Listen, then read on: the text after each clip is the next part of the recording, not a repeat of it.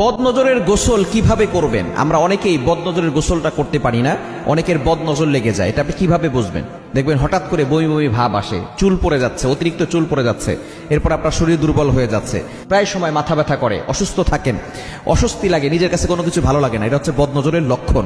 যদি এরকম আপনি ফিল করেন তাহলে আপনি গোসল করে নেবেন একটা আমল করে। আপনি এভাবে যদি গোসল করতে পারেন অবশ্যই আপনি ভালো একটা ফলাফল পাবেন। বদনজরের গোসল এটা আমরা অনেকেই জানি না। বদনজরের গোসলটা কিভাবে করবেন এটা বলে দিচ্ছি। এই বদনজর কিন্তু খুব ভয়ঙ্কর জিনিস। নবীজি সাল্লাল্লাহু আলাইহি ওয়াসাল্লাম জানিয়ে দিয়েছেন, আল আইনু হাক্কুন, বদনজর এটা সত্য।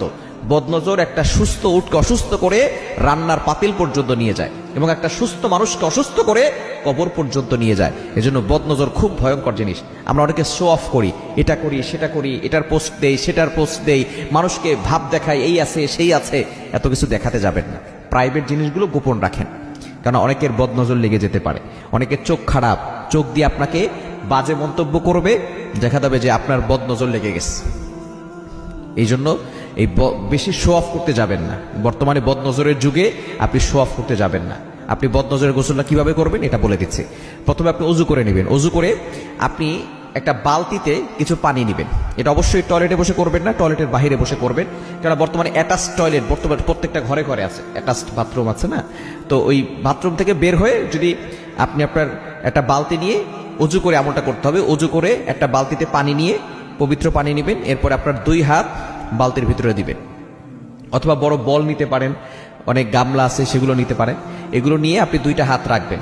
এরপরে আপনি প্রথমে দুরূদ শরীফ 7 বার পড়বেন। সবকিছুই 7 বার করে পড়বেন। দুরূদ শরীফ 7 বার। কোন দুরূদ পড়বেন? দুরূদ ইব্রাহিম, যেটা আমরা নামাজের ভিতরে পড়ি। আল্লাহুম্মা সাল্লি আলা মুহাম্মাদ ওয়া আলা আলি মুহাম্মাদ কামা সাল্লাইতা আলা ইব্রাহিম ওয়া আলা আলি ইব্রাহিম ইন্নাকা হামিদুম মাজিদ। আল্লাহুম্মা বারিক আলা মুহাম্মাদ ওয়া আলা আলি মুহাম্মাদ কামা বারাকতা আলা ইব্রাহিম ওয়া আলা আলি ইব্রাহিম ইন্নাকা হামিদুম মাজিদ। এটা 7 বার পড়বেন। এরপরে আপনি সূরা ফাতিহা পড়বেন 7 বার।